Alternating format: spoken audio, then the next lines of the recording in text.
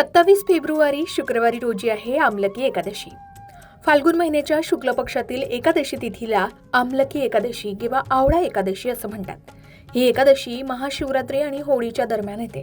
ही एकादशीची तिथी प्रारंभ होणार आहे 26 फेब्रुवारी गुरुवारी रोजी मध्यरात्री 12:33 त्यामुळे उदय तिथीनुसार 27 फेब्रुवारी शुक्रवारी रोजी आवळा एकादशी किंवा आमलकी एकादशी साजरी केली जाणार आहे. ही तिथी समाप्त होणार आहे 27 फेब्रुवारी रोजी रात्री 10:32. विशेष म्हणजे या दिवशी सर्वार्थ सिद्धी योग आणि रवी योग असे शुभयोग जोडून येत असल्याचं सांगितलं जात आहे, ज्यामुळे या व्रताचे फळ अनेक पटींनी वाढणार आहे. ज्यांना भगवान श्री हरी विष्णूंची विशेष कृपा हवी आहे त्यांनी दोन्ही दिवस उपवास करावा असं सांगितलं जात आहे. मात्र सामान्यतः गृहस्थाश्रमी लोकांसाठी 27 फेब्रुवारी हाच मुख्य उपवासाचा दिवस असणार आहे.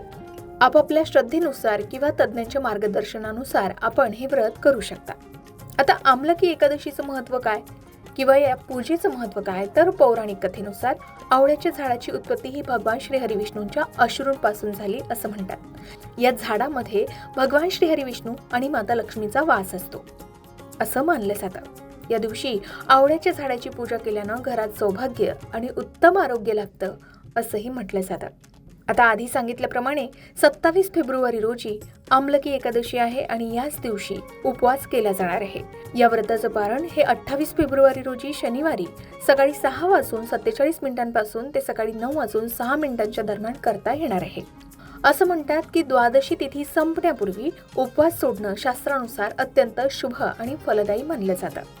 आता पारण म्हणजे काय आणि त्याचे नियम काय, तर एकादशीचा उपवास सोडण्याच्या क्रियेला पारण म्हणतात.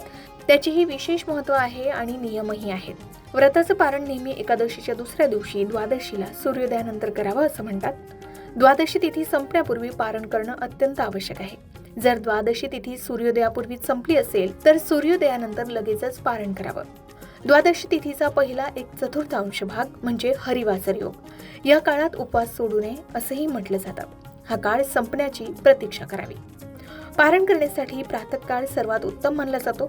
दुपारी म्हणजे मध्यान्ह काळात उपवास सोडणं टाळावं.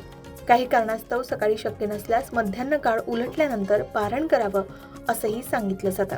आता काही विशेष गोष्टी जाणून घ्यायच्या झाल्या तर 28 फेब्रुवारीला पहाटे 4:05 सुमारास हरिवासर संपत आहे. त्यामुळे सकाळी 6:47 नंतरच पारण करणं शास्त्रानुसार अगदी योग्य मानलं गेलंय. आता आधी सांगितल्याप्रमाणे 28 फेब्रुवारीला शुक्रवारी पूजेचा शुभमुहूर्त सकाळी 6:48 पासून ते सकाळी 11:08 असणार आहे. या दिवशी सर्वार्थ सिद्धी योग आणि रवी योग असे अत्यंत शुभ योग जुळून येत असल्याने भक्ती आणि व्रतासाठी हा दिवस अत्यंत प्रभावी मानला जातोय. आता आमलकी एकादशीच्या दिवशी नेमकं काय करावं, तर एकादशीला सकाळी लवकर उठून स्नान करून सूर्याला जल अर्पण करून दिवसाची सुरुवात करावी. जल अर्पण करताना ओम सूर्याय नमः या मंत्राचा जप करावा. मंत्राचा किमान 108 वेळा जप करावा. या दिवशी घराच्या मंदिरात किंवा देवघरात इतर कोणत्याही मंदिरात आपण भगवान श्री हरी विष्णू आणि माता लक्ष्मीची पूजा करावी. पूजेमध्ये दक्षिणावर्ती शंखाने भगवान श्री हरी विष्णूंचा अभिषेक करावा. यासाठी केशर मिश्रित दूध शंखात भरून भगवंताला अभिषेक करावा. पूजेदरम्यान ओम नमो भगवते वासुदेवाय या मंत्राचा जप करत राहावा. आता या तिथीला भगवान श्री हरी विष्णूंचेही व्रत करावे. उपवास करणाऱ्या भक्तांनी एकदाच फळे खावे. गरजू व्यक्तींना धान्य दान करावे. भगवान श्री हरी विष्णूंना केळी सुद्धा या दिवशी अर्पण करावी. त्यानंतर ओम नमो भगवते वासुदेवाय या मंत्राचा किमान 108 वेळा जप करावा. एकादशीला सूर्योदयानंतर तुळशीजवळ दिवा लावून परिक्रमा करावी. मात्र रात्री तुळशीला हात लावू नये. आवळ्याच्या झाडाची सुद्धा या दिवशी पूजा करावी. हे विशेष महत्त्वाचं आहे, कारण आवळा हा आयुर्वेदातही महत्त्वाचा मानला जातो. असं मानलं जातं की आवळ्याची उत्पत्ती भगवान श्री हरी विष्णूंनी केली होती आणि त्याचा भगवान श्री हरी विष्णूंशी विशेष संबंध आहे. या झाडाची पूजा केल्यानं भगवान श्री हरी विष्णू आणि माता लक्ष्मी प्रसन्न होतात. आयुर्वेदानुसार आवळ्यामध्ये औषधी गुणधर्म आहेत. त्याच्या नियमित सेवनानं सर्व प्रकारच्या आरोग्याच्या समस्याही दूर होतात. मग आवळ्याच्या झाडाची पूजा या दिवशी कशी करावी? आता आधी सांगितल्याप्रमाणे सर्व विधी आटोपल्यानंतर आपल्याकडे आवळ्याचं छोटं रोप असेल तर उत्तम, किंवा आवळ्याच्या झाडाखाली जाऊन त्या झाडाचे ठिकाण स्वच्छ करून पूजेची विशेष मांडणी करावी. ओम नमो भगवते वासुदेवाय या मंत्राचा उच्चार करत आवळ्याच्या झाडाला पाणी, हळद, कुंकू, चंदन, अक्षता, फुलं, सुपारी, आवळा इत्यादी अर्पण करावे. मातीच्या दिव्यात तुपाने दीप प्रज्वलित करावा आणि त्यानंतर आमलकी एकादशीचा पाठ करून आरती करावी.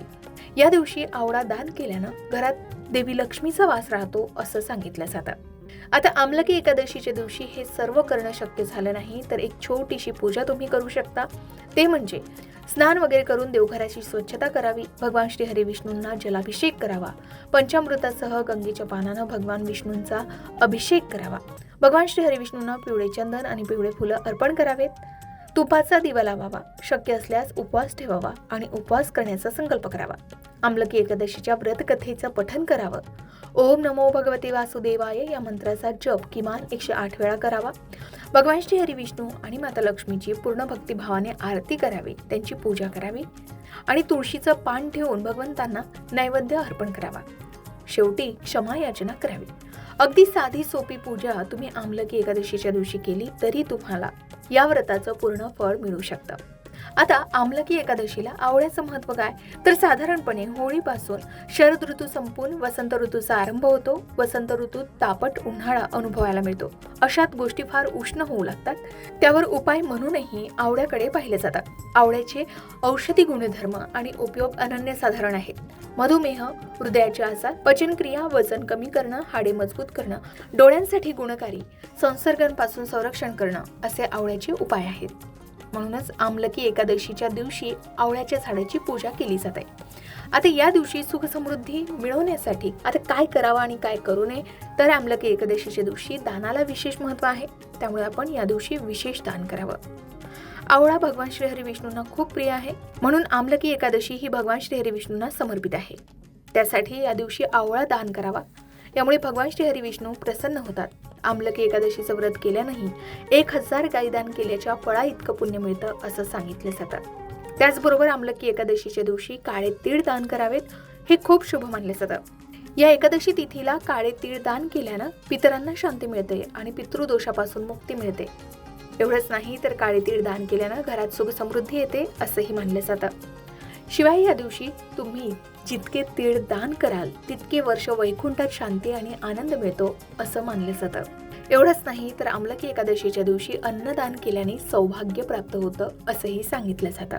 मात्र या दिवशी तामसिक अन्न सेवन करणं टाळावं, संध्याकाळी तुळशीला स्पर्श करू नये, खोटं बोलणं, वाद करणं टाळावं, मद्य मांसाहार करणं टाळावं.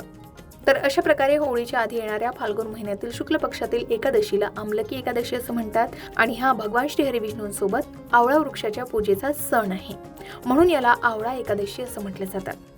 आमलकी एकादशीचं व्रत सुखी वैवाहिक जीवन, मोक्षप्राप्ती आणि दुर्गुणांपासून मुक्ती यासाठी केलं जातं. शिवाय या दिवशी आवळ्याच्या झाडाखाली अन्नदान करण्याची परंपरा आहे. आमलकी एकादशीच्या दिवशी आवळ्याच्या झाडाखाली भोग बनवण्याचेही विशेष महत्त्व आहे. त्यामुळे भोग नक्की करावा. यामुळे अखंड सौभाग्याचा आशीर्वाद मिळतो आणि पुण्यकारक परिणामही होतात असं सांगितलं जातं. आमलकी एकादशीच्या दिवशी आवळ्याच्या झाडाखाली हलवा बनवावा आणि तो श्रीहरींना अर्पण करावा. यासोबतच लहान मुलांमध्ये वाटून द्यावा.